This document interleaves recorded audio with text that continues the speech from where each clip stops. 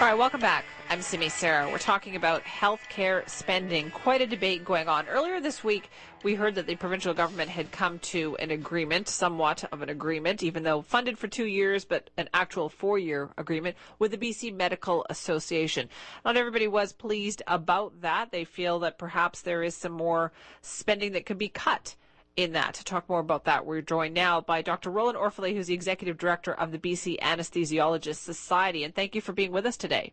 Good afternoon. Thanks for having me. You've raised some really interesting points in terms of healthcare administration spending. What is it that you want the public to know about that? Well, I think what the public needs to know is that they are spending an awful lot of money on the BC's healthcare system, but not getting what they're promised. The budget for healthcare in our province has doubled in the last decade to $17.5 billion a year, and yet so has the surgical wait list. Right now, there's 73,000 British Columbians who are waiting in line for essential surgery, and that's just not acceptable, and the money's there to do better. It's just not being used the way it should be used. Now, how popular is this sentiment that you're putting out there? Because, I mean, the BCMA reached a deal with the government, and are anesthesiologists not represented by the BCMA? On that specific issue, most anesthesiologists are not even members of the BCMA, so how they can pretend that they represent anesthesiologists is really a good question to put to the BCMA.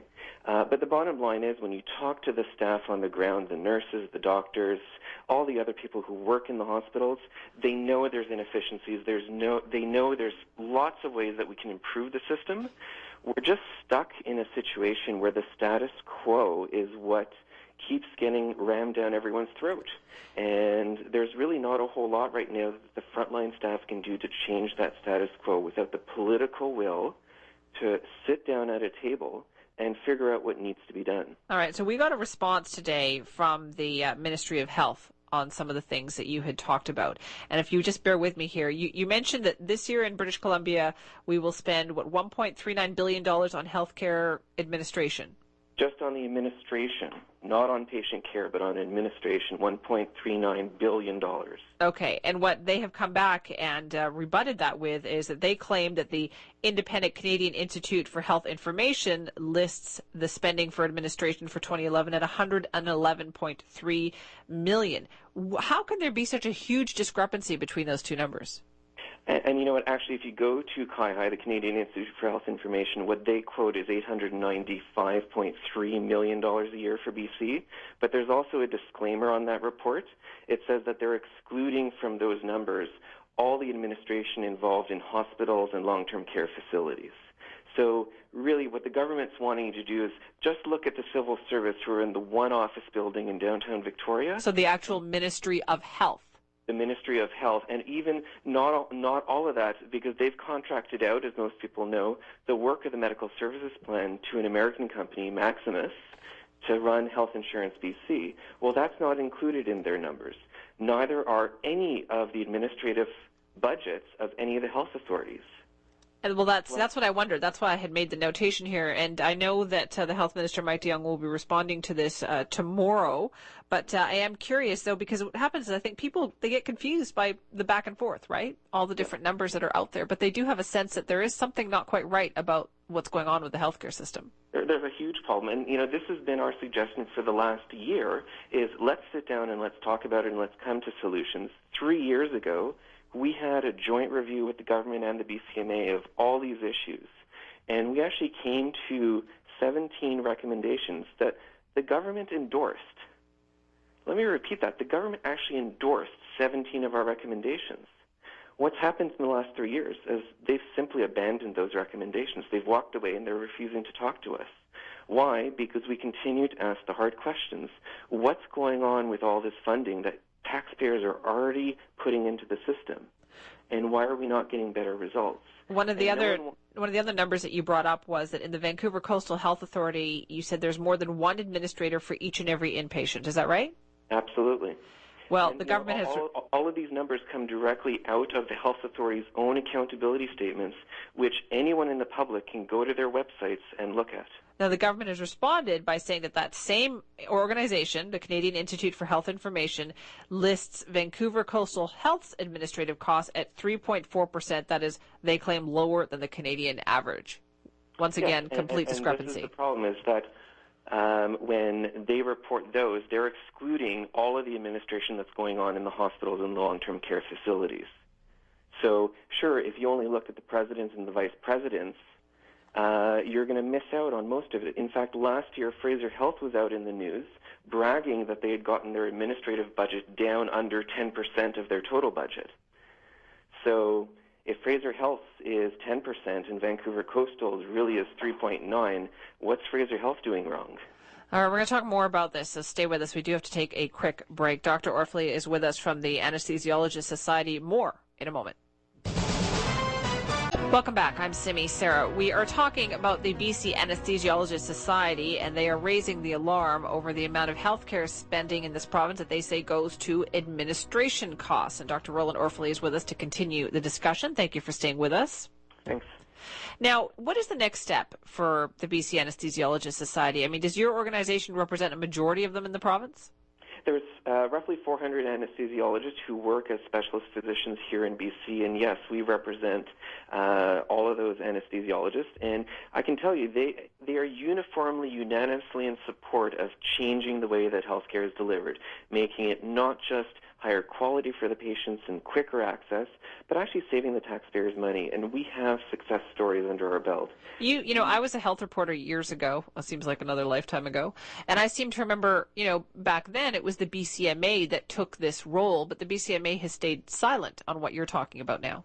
And, it's very interesting. I mean, you look at the propaganda around this deal that the BCMA signed with the government in the last week, and what they're not saying, but is really the story. It's the status quo. They're saying everything that was in the last agreement is going to stay unchanged.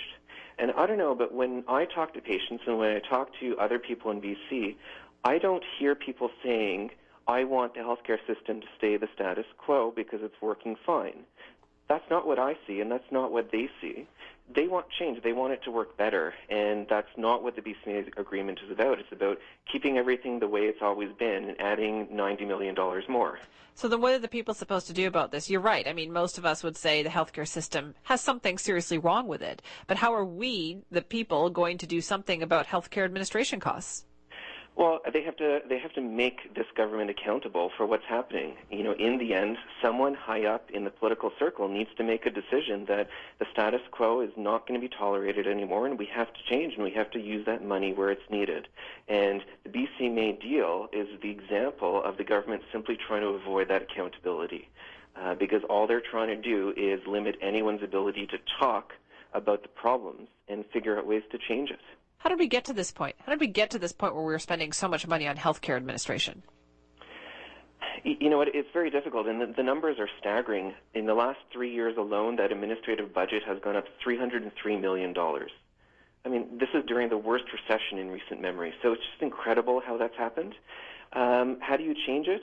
Again, there needs to be political will. This isn't one or two administrators just deciding to hire an extra secretary.